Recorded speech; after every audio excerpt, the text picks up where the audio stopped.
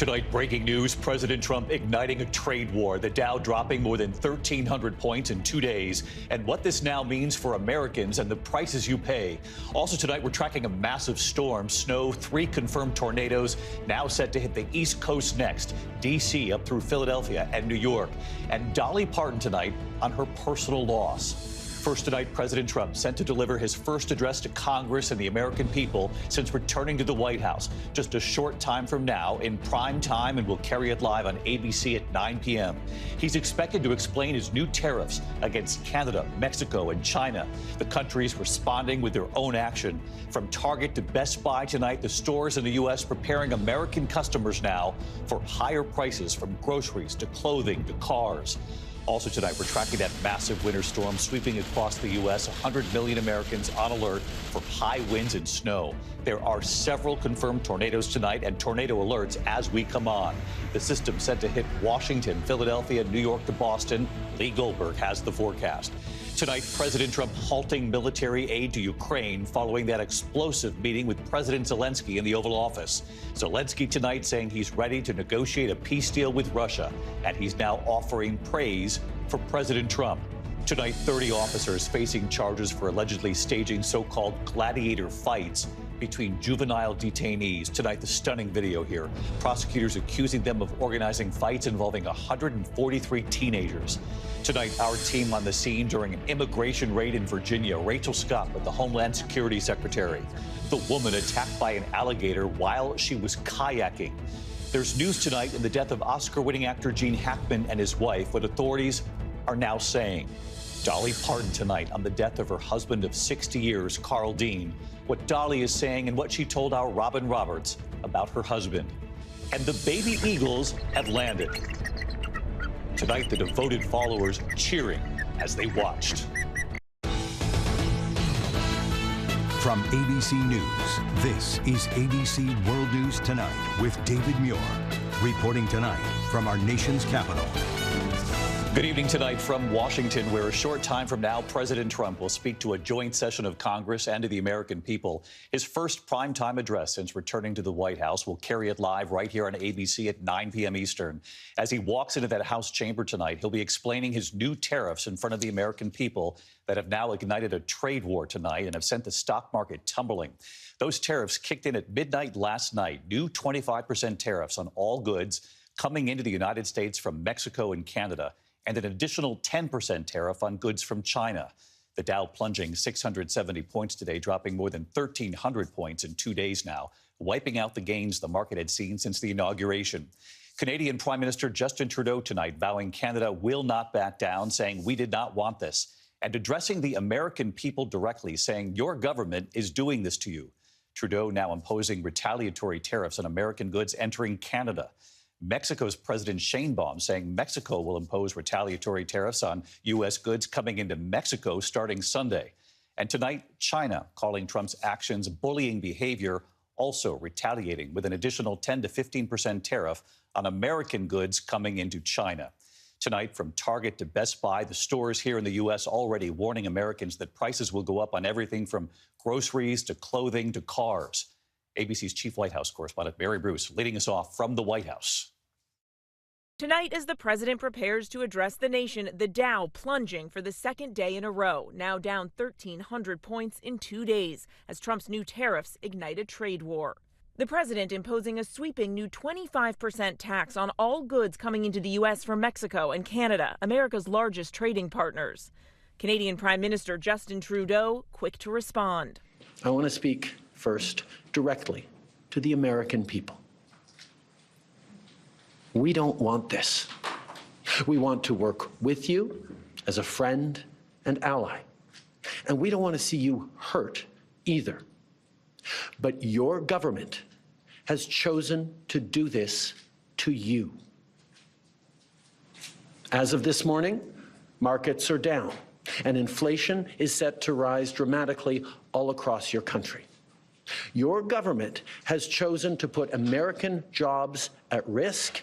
Economists warn that with these tariffs, it's the American businesses who will pay for the products coming into the country and pass those costs on to American consumers. By one estimate, the average household will spend up to $2,000 more a year on everything from produce to clothes to electronics. Today, Target's CEO warning Americans could see prices rise almost immediately on fruits and vegetables imported from Mexico. Those are categories where we'll try to protect pricing, but the consumer will likely see price increases over the next couple of days. American farmers could soon be feeling the pain, too. Canada now responding with plans for their own 25% tariff against $155 billion worth of American goods. Canadians are reasonable, and we are polite, but we will not back down from a fight. Not when our country and the well-being of everyone in it is at stake. Around the country, the anxiety among small business owners palpable. In Chicago, Marco Rodriguez owns a chain of candy stores that have been in his family for over 30 years. Scary. I mean, it's a scary time in our business. Everything you see around us is either imported by ourselves or we bought by ourselves and made in Mexico. Trump has also imposed an additional 10% tariff on products from China. Heidi Skelton says that will drive up prices at her clothing store in Westwood, New Jersey. I'm paying rent, employees, paying for the clothing, so I will have no other option really but to pass some of the charges onto my customers. China now retaliating with an additional 10 to 15% tariffs on some U.S. goods, including chicken, wheat, soybeans, and beef, and calling Trump's actions bullying behavior. Mexico's President Claudia Sheinbaum saying she will announce retaliatory tariffs on Sunday. Trump tonight prepared to double down, saying he'll fight back with even more tariffs, an approach we can expect him to tout in his speech tonight. Tariffs are easy, they're fast, they're efficient, and they bring fairness. Tariffs have long been a cornerstone of the president's economic policies, and he's offered a wide range of reasons for why he feels these new tariffs are necessary. The big question now, how much pain might Americans feel from this, and will he prepare them for that in his speech tonight? David. Mary, I will see you a short time from now right here on ABC. In the meantime, President Trump will also talk about Ukraine tonight after the explosive meeting with President Zelensky in the Oval Office. Well, today, President Trump halted military aid to Ukraine, and now tonight, President Zelensky calling that Oval Office meeting, quote, regrettable, saying he's ready to work on a peace deal. So let's get right to Martha Raddatz with me here in the studio tonight. And Martha, President Zelensky also offering praise about President Trump in this statement. It's very clear that Zelensky thought these are words that President Trump needs to hear. He was clearly speaking right to President Trump because losing that aid is a gut punch for President Zelensky. And if that lasted for several months, it would have a profound effect on the war. So tonight he is heaping praise on the U.S., saying on X how thankful he is for American support, singling out President Trump for sending Javelin missiles to Ukraine in his first term and adding, our meeting at the White House on Friday did not go the way it was supposed to. It is regrettable that it happened this way. It is time to make things right. Again, stressing his gratitude to President Trump and saying Ukraine is ready to come to the negotiating table as soon as possible. He also said he's willing to finalize that mineral deal that they tried to do last Friday. We'll see if it's enough for President Trump. And we'll see if the president reveals any news on that tonight in the address to the American people. Martha, thank you. Martha will be here as well, along with our entire political team. That's tonight, the presidential address to Congress and the nation, a joint session of Congress tonight at 9 p.m. Eastern right here on ABC. It'll be live coverage. And, of course, we will all see you then. In the meantime, we move on to the other news this Tuesday night in this massive cross-country storm. 100 million Americans on alert right now. Blinding snow and rain. And tonight, at least 3 confirmed tornadoes already. The storm heading to the East Coast next, Washington, D.C., to New York, to Boston, already striking in Texas and putting celebrations in New Orleans on hold tonight. A confirmed EF1 tornado with 105-mile-per-hour winds ripping the roof off an elementary school. This is Ada, Oklahoma right here. A warehouse ripped to shreds in Lewisville, Texas, near Dallas, damaging every truck there in the parking lot. High winds rocking traffic lights near Lake Charles, Louisiana. Severe storms bearing down on New Orleans during Mardi Gras. Lee Goldberg has the forecast and Victor Akendo in the storm zone tonight. Tonight, rain, wind, and lightning. Violent storms hammering the south as a massive multi-day severe weather outbreak erupts in the heartland. Sirens blaring before dawn in North Texas. Power flashes, high winds, and heavy rain quickly inundating freeways around Dallas during the morning commute.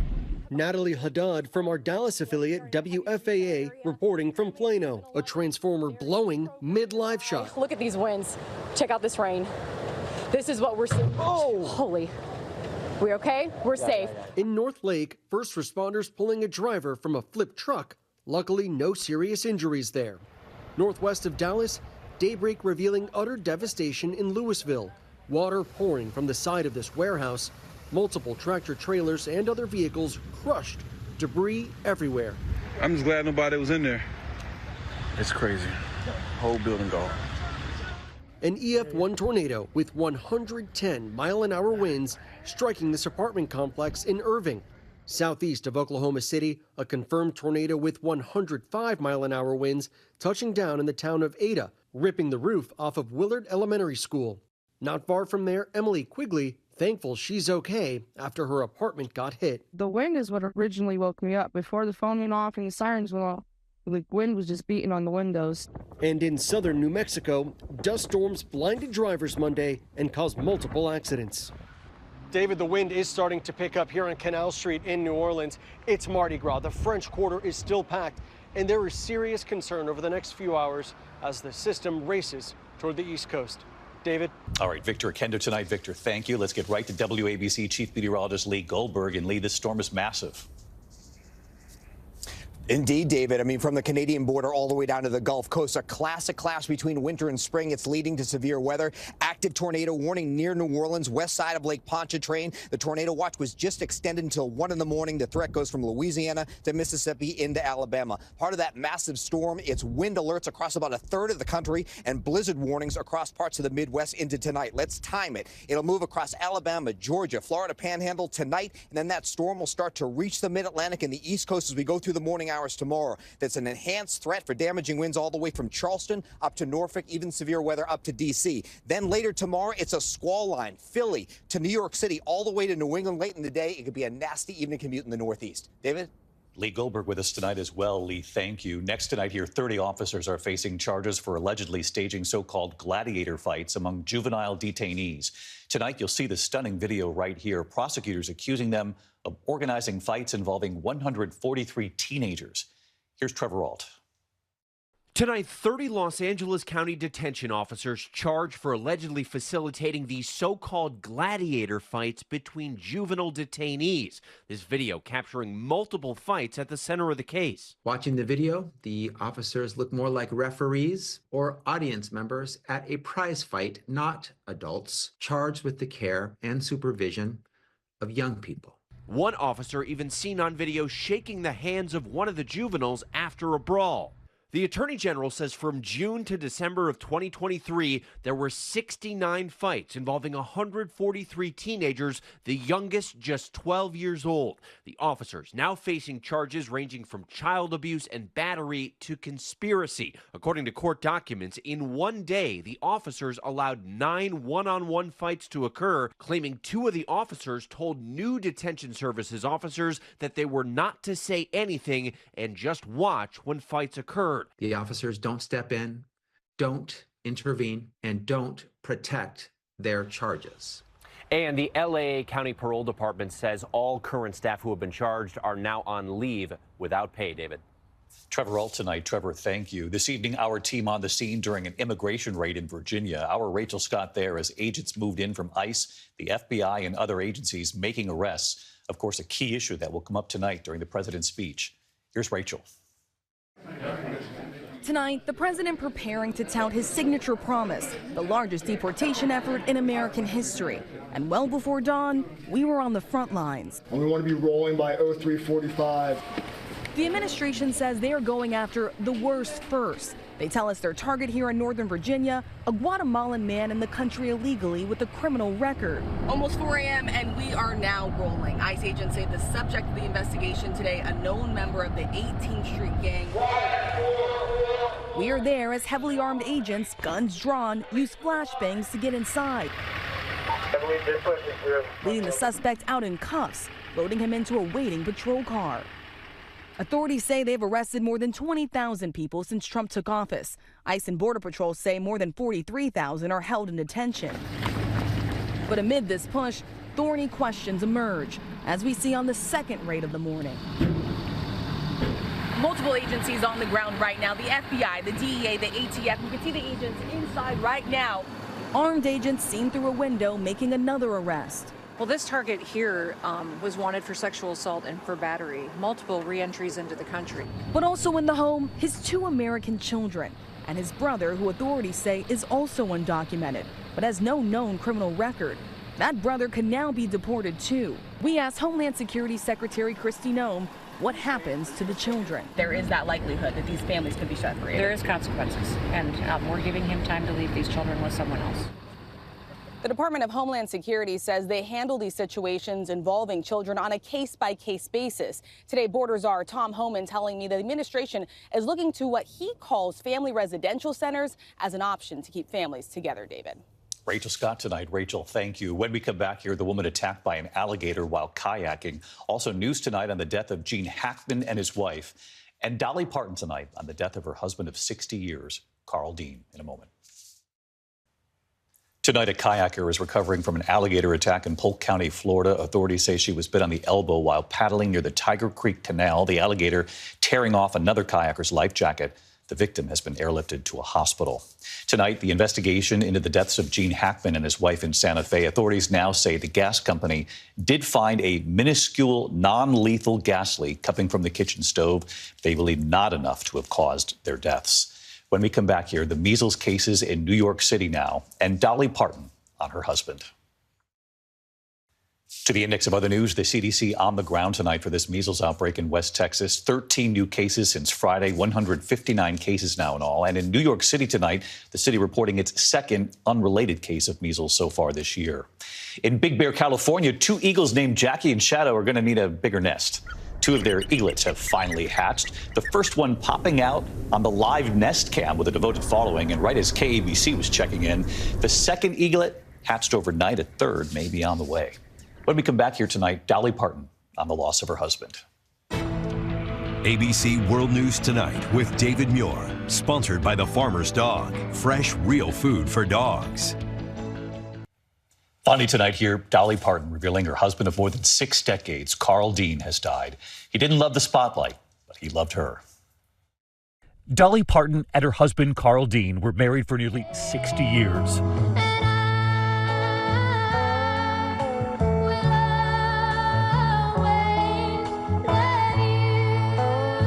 They met at the Wishy Washy Laundromat the same day Dolly moved to Nashville, Tennessee in 1964. Dolly was 18 and Carl 21.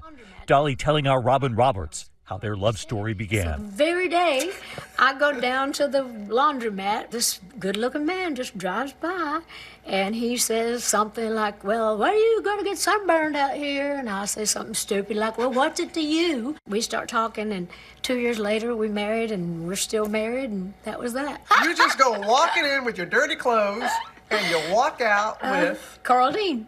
Dolly would become a worldwide superstar, but Carl always preferred life out of the spotlight, quietly her biggest supporter, inspiring some of her most iconic songs. Jolene, Jolene, Jolene, Jolene, I'm begging of you, please don't take my man. Dolly has often said that she wrote Jolene partly about a bank teller who she thought had a crush on her Carl. You could have your choice of men, but I could never love again. He's the only one for me, Jolene. She got this terrible crush on my husband, and he just loved going to the bank because she paid him so much attention. It was kind of like a running joke between us. We learned last night that Carl Dean passed away at the age of 82 in Nashville. Dolly writing, Carl and I spent many wonderful years together. Words can't do justice to the love we shared for over 60 years.